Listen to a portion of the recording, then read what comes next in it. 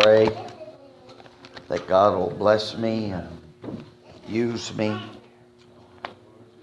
I've already enjoyed being here. Very thankful that God has made a way for us, and I could stand here and I could make my excuses and everything, and I've been so hoarse this week, but you know, God knows all about that. And I realize that God doesn't owe me anything, but I owe God my whole life. No matter how much that we go and what we do, it don't add up to a hill of beans. It really doesn't. Because without God, I'm nothing. Even yet less than nothing. I'll try to sing a couple verses of a song and we'll go from there. I woke up this morning with heaven on my mind. I woke up this morning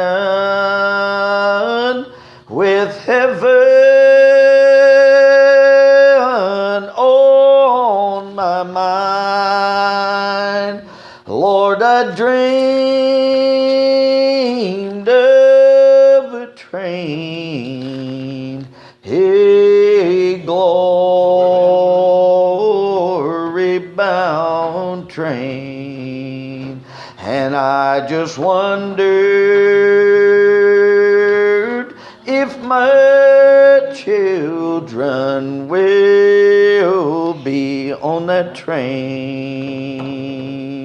Lord, I wondered if my children will be on that train. Lord, I wondered if my children will be on that train. It's a gospel train, and it's running through our land. And I just wondered if my children will be on that train. Have they got King Jesus on their bond? Have they got King Jesus on their bond? What if death came a-creeping into their rooms? Lord, I wondered if my children will be on that train.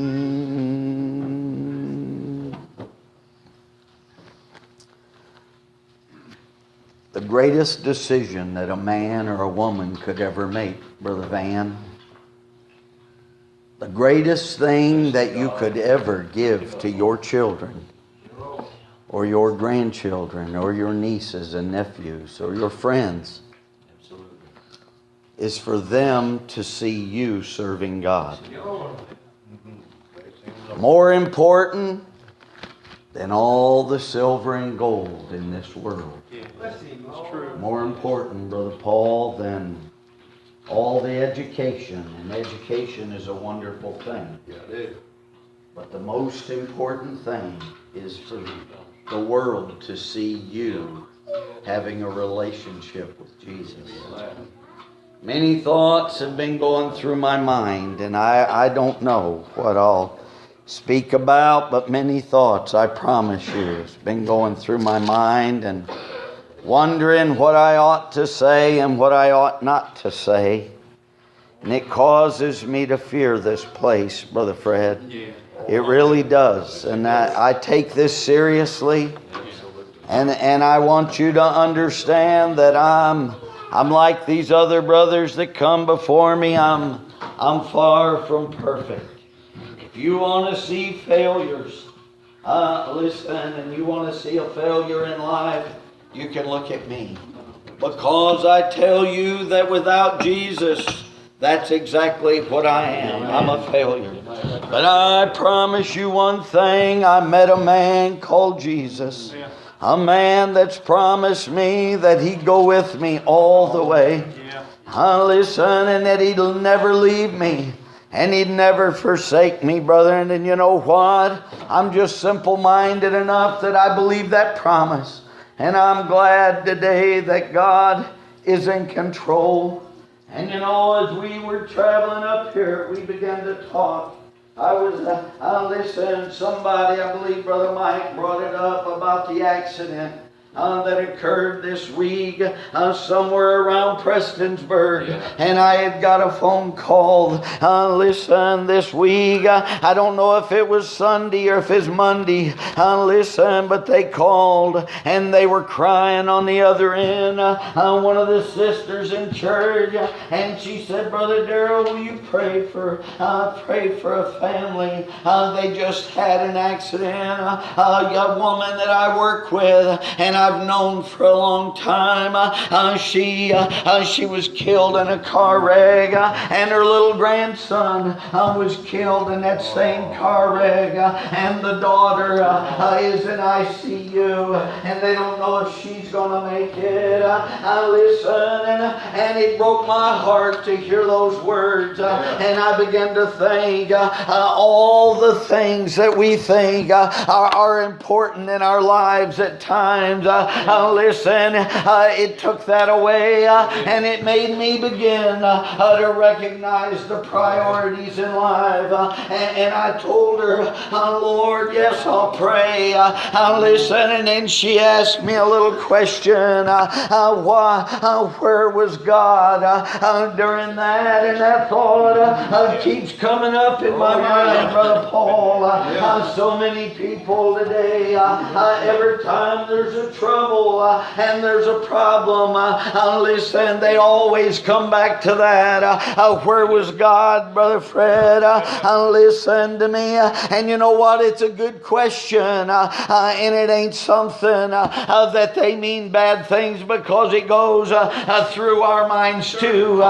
We might as well not listen, turn a blind eye to it, Brother Van. But sometimes even we begin to question, and we wonder, Lord, where were you? Where are you, God? Do you even care? But listen to me today. I want you to understand that God does care, brother. Yes, He does. Brother Fred, God does love every man and every woman. Might not love our ways sometimes. But God, He does love us, and I'm glad for that. But listen, this thing has been on my mind for some time. You see, because the world, they don't understand Him. They don't even know Him, Brother Paul.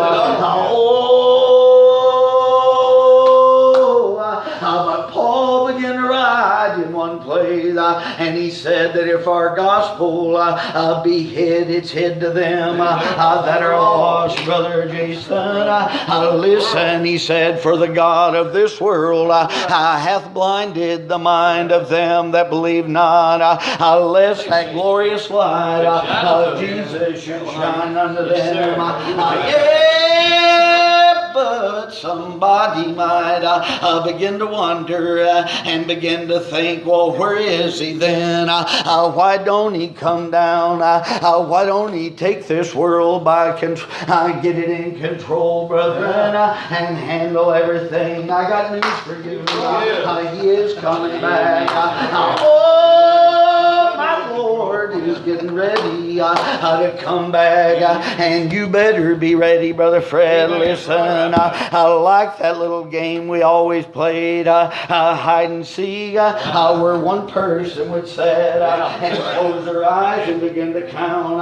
The rest of us, Brother Keith, would run and we'd hide somewhere, and then he'd open his eyes and he'd say, ready or not, here I come. I got news for you. Jesus is getting ready to come back. Ready or not, Brother Jason. Yeah, but I want you to understand, you need to be ready today. You see, sometimes we can't see the word, listen, the ways of God, because our eyes are blinded by this world. Do you believe they can be blinded, brethren? Listen, I can read in the record of God, in the beginning was the Word, and the Word was with God, and the Word it was God, and the same became flesh, and dwelt among us, and we beheld the glory, the only begotten Son of God. Yeah, that man, he was full of grace and truth, brethren. But listen, you know what? I can read in the record of God where men were so close to eternal life. Men, listen, even wicked men got down one time and they started gambling over the very vesture of Jesus, and they began to do these things, and no doubt, listen, no doubt the very shadow of the cross was right on their back, Brother Paul. Yeah, men, they could be that close to eternal life. Even some of them would smote him. Some of them would hit him with their hand, and yet they were that close, brother. But yet they were still blinded.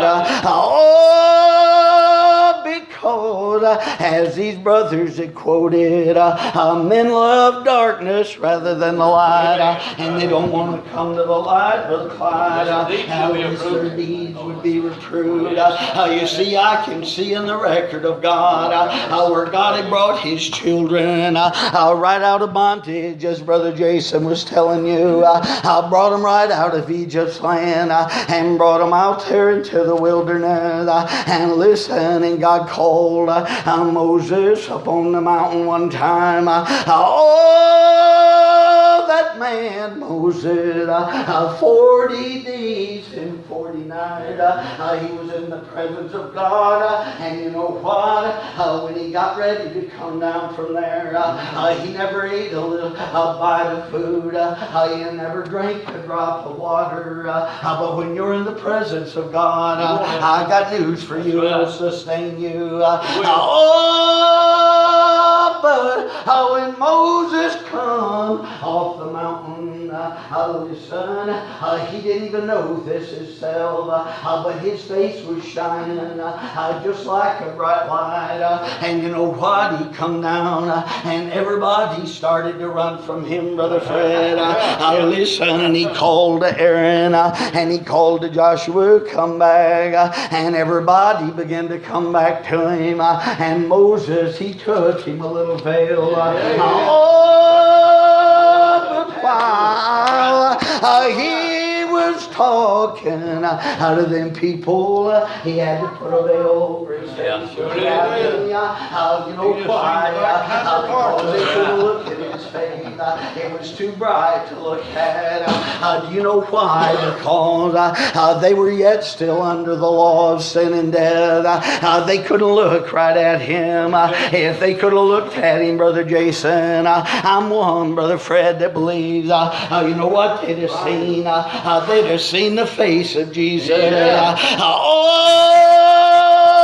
Because my Lord loves us. listen, and brother, and I'm telling you one thing, but even when God brought His children out of bondage of Egypt 40 long years, listen, they wandered around because of their unbelief, because of their own stubbornness. Look at us today. I got news for you. Somebody wonders why are we in the shape we are? Because we're disobedient sometimes. Yeah, but I'm glad that Jesus still loves us. He does, brethren. 40 long years. Every one of them grown-ups that come out of Egypt, they all died in that wilderness. Saved too, brethren. Listen to me. And you know what? But all the grown-ups, they waited out in that wilderness land, and they died out there. And then when even Moses died out in the wilderness, there they was camped right on the plains of Moab, the Bible says, right against the river of Jordan. All they had to do was cross that river and enter into the promised land. But Moses died, didn't he? And God buried him somewhere. Yeah, but I'm glad that God knows where He's got me. Brother Paul, listen, and you know what? They come. God called Joshua to finish the job, and He brought the children of Israel across the river of Jordan. Even Joshua parted them waters, and they came on across. And as soon as they got across, listen, God come to Joshua, and He said, "This day have I rolled away the reproach of Egypt." I thought they had been gone for 40 years. I really thought in my mind it was gone, but it wasn't, Brother Paul. Yeah, Lord, as long as God's children are here in this world, the reproach of sin, the very thing that was sending me to hell, the reproach of it is still on me today until I cross that final river. And when I get across, Brother Paul, He's going to remove that reproach. Oh, Lord, no wonder that Paul began to write it, and he finished her up, and he said, listen, the sting of death is sin. I'm telling you one thing, God knows where we're at, brother, and listen, we're living in a broken world. It ain't gonna get much better here. We go up a little hill, but then we're right back down in the next valley. It's one right after another, and one of these times I'm gonna get in such a deep valley that my heart is gonna quit, my breathing's gonna quit. I'm gonna close my eyes to this world. Yeah, this world is not my home. I've got my eyes on another land, and I want everybody come and go that way. You see, because listen, I learned a long time ago. I don't want to stay here always. Listen, you know what?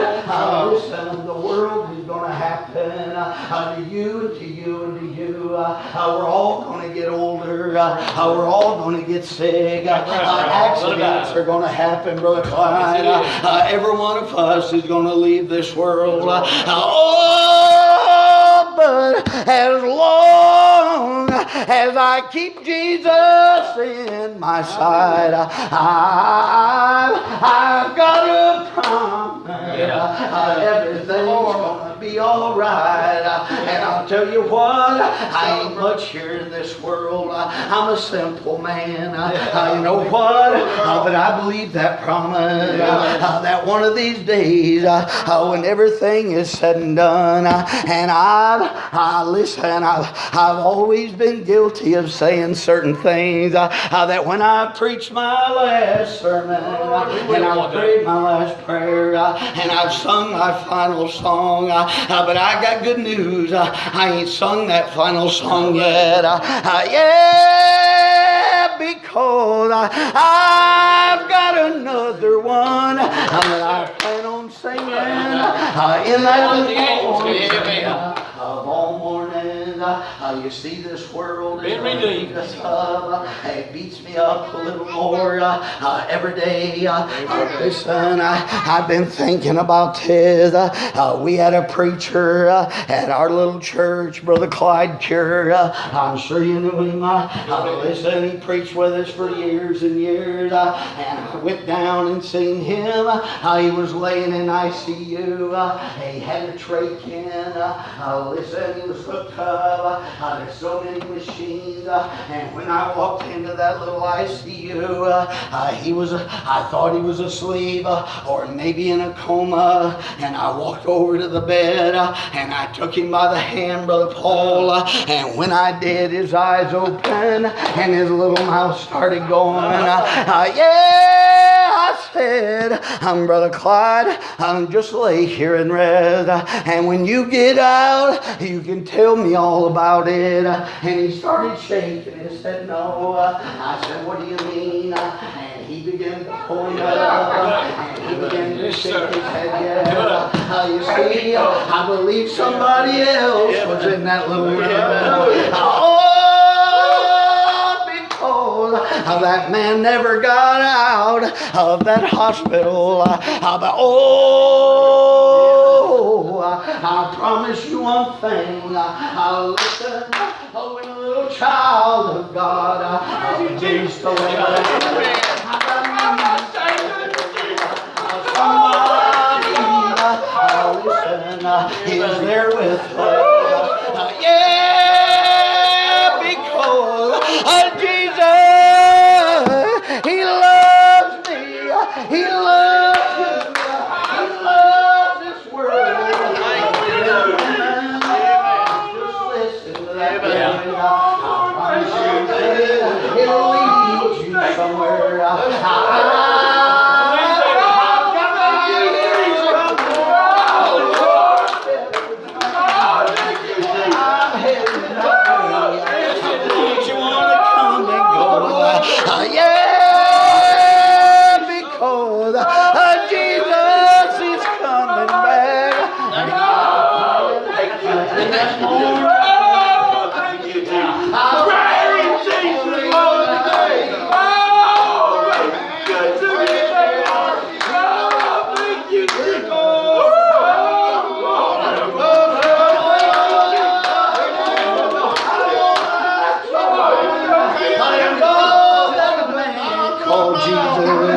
I want your children to know Jesus. I'm telling you what,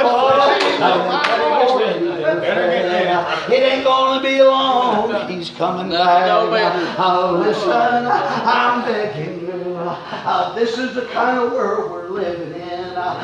Listen, it's a broken world. I don't know what to say to some people sometimes when they begin to ask me, where is God during this? Brother Van, I can see Him.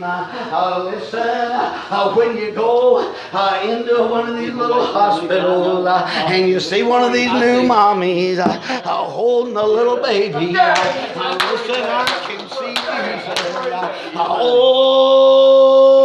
Lord, when I go into a nursing home and you go into a little room, listen, and you begin to sing a little song and watch some of these that ain't been speaking, and they begin to raise their hand. I can see their face again. But I want want you to understand, as long as we're here in this world, we're going to suffer anyway. I'm sorry, because Lord, if we suffer with you, we'll reign with you. He was talking, Brother Paul, on the way here. I knew another preacher. Listen, a good man. But you know what happened? Life happened. Him and his wife, they've been separated a few times. They get right back together, and they fuss and fight the whole time. I believe he had 5 children, and his oldest daughter was laying in the hospital, getting ready to have a baby, Brother Fred. I'll never forget this man telling me this. Brother Clyde, they loaded up their family and started heading over to see their daughter, and they was arguing. Kids were in the back arguing. Listen, this man, he pulled right out in front of a coal truck. It hit him right in the side. Oh, Lord, listen, they got him all to the hospital, and he said, Brother Daryl, I remember I was laying on the little cot, listen, all by myself, listen, and I was hurting all over, and a little nurse come in my room and said, Mr. McClanahan, we're sorry, your wife didn't make it. Listen, he said, I started getting up off that bed. I needed to pray. And they said, no, lay there. Every bone in your ribs, every rib bone you got is broke. You'll puncture a lung. He kept fighting them, and they held him right down. Oh, Lord. He said about 20 minutes later, they come in my room again, and they said that oldest daughter with you, she didn't make it. And he said, I started fighting them again. And he said, I climbed off that cot. They're begging me to stay down there. He said, I got down on my knees, and I started saying, oh, Lord, He giveth, and the Lord taketh away. But blessed be the name of Jesus. You see, that wasn't God's fault, but I'm telling you what, I've got something down inside that says, hold on a little longer. The end is in view. Yeah, I can see my Lord, He's getting ready to come back. Don't you want to go meet Jesus? I do variety. You know why? Because He first loved me. I've got a loved one that's already gone. You know what? I've got an old grandmother. Listen, died about 11, 12 years ago, Brother Clyde. She died the very same week as the Pope had died. And you know what? I was getting ready to preach her funeral, and I'll never forget it. Every time I turn on the TV, it was blasting headlines that the Pope had died. Every time you turn on the radio, why the Pope has died. Look at every newspaper announcing the Pope has died. Oh, Lord. And I thought about that old mama of mine, 65 years, she served the Lord, brother. And you know what? She never made TV. She never got on the radio. Never made a headline. Oh, but I'm glad when my grandmother closed her eyes here. I believe there's an announcement made in heaven's land. Oh, swing wide, ye everlasting gate. Here comes one of my children home. That's all I want to I'm not much here, but I plan on being in that number. I plan on seeing Jesus. And I will tell you this, you brothers get to the song. I'm serious about it. I've got a loved one. Brother Ben, I know you want to go and see that daddy of yours. I see that mother of yours. But I've got good news. When them skies burst open, you know what? I ain't going to be looking for you, Josh. I ain't going to be looking for Mom and Dad. Oh, my eyes, they're going to be on one man. And that's the man that I want to see, Brother Paul. Yeah, because he first loved me. Yeah. Amen, brother. And he would draw me. Even when I was rebellious, he was always there and he was drawn. Sometimes I was stubborn. Sure we was. I don't know who I'm kidding. Sometimes I'm still stubborn. Amen. But he's still right there, Brother Jason. And you know what? He's saying, press onward and look upward. The prize that's in view. And I believe that. I'm getting ready to leave this world. I don't know when it's going to be. But I promise you one thing. When you get news, I guess over the internet, that I'm dead and gone. When you hear about it from a friend, don't believe it. Listen, because when I close my eyes here, I'm going to be more alive than I've ever been in this world. Because of a man called Jesus. And I'm going home. You brothers go ahead and sing. While the brothers sing, I want to say, Jesus, He opened the church doors 2,000 years ago. And they've been opened ever since. And if there's anybody here who wants to come home, no better time than right now. Put your light on a candlestick. Be obedient. Follow that low, still voice, and you'll be all right. You follow the voice of God, and you'll never go wrong. Men can absolutely knock the props out from under you. They can hurt you. Your wife, your husband, your children. They can bother you. But I met a man that has never hurt me. Except in telling me the truth. And if I'll obey it, sometimes it does hurt a little bit. But it feels so good when I obey. But the church doors are open. If there's anybody here who wants to come home, no better time than right now. You do whatsoever. That's what Jesus. Listen. That's what I believe it was Mary, the mother of Jesus. She looked at the disciples and she said, whatsoever the Lord bids you do, you do it. And you'll be all right. Don't worry about pleasing me. Don't worry about pleasing Brother Fred or Brother Paul Jans. You obey God and you'll be all right. I just believe that. Don't worry about Brother Paul, Brother Josh, Brother Clyde. Don't worry about us. You follow God.